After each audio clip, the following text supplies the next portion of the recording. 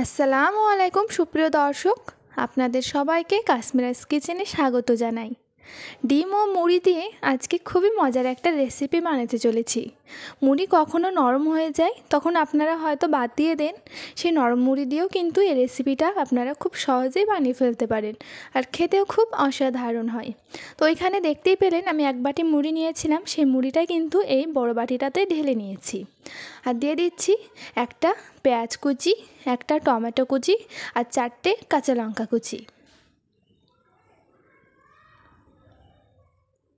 দিচ্ছি একটা গাজর কুচি। আপনারা কিন্তু এখানে আপনাদের পছন্দ মতো সবজিও ব্যবহার করতে পারেন। আর এখানে আমি 2টো ডিম এবার ভেঙে দিয়ে দিচ্ছি।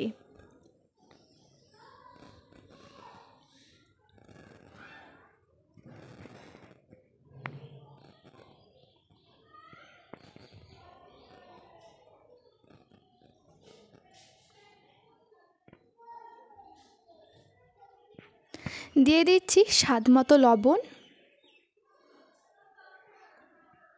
ছোটো চামচের 1 চা চামচ দিচ্ছি জিরে গুঁড়ো।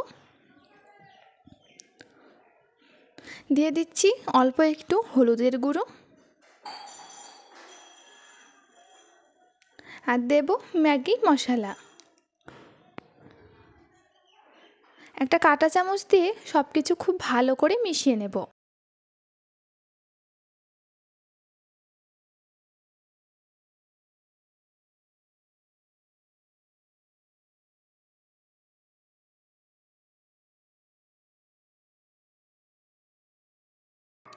ডিম মুড়ির সঙ্গে খুব ভালো করে মেশানো হয়ে গেলে এখানে আমি নিয়েছি এই 1 বাটি বেসন।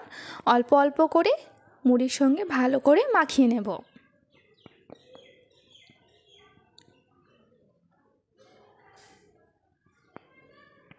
তো এই বাটিটার 1 বাটি বেসনই কিন্তু আমি নিয়েছি।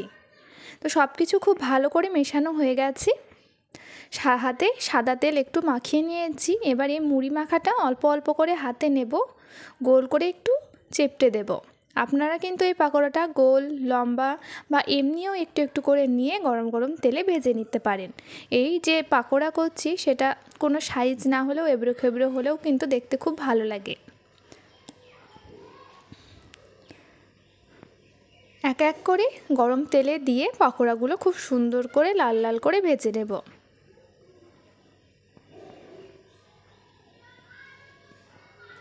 এক সাইড ভাজা হয়ে গেলে কাঁটা চামচ দিয়ে আরও এক সাইড ভাজার জন্য উল্টে দিতে হবে।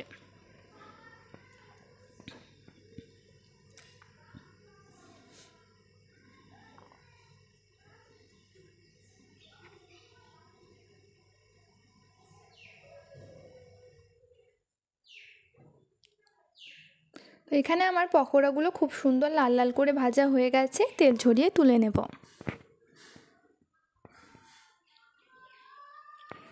একইভাবে আমি আরও বেশ কিছু পকোড়া ভাজার জন্য গরম তেলে কিন্তু দিয়ে দিচ্ছি। এই পকোড়াগুলো লাল লাল করে ভেজে নেব।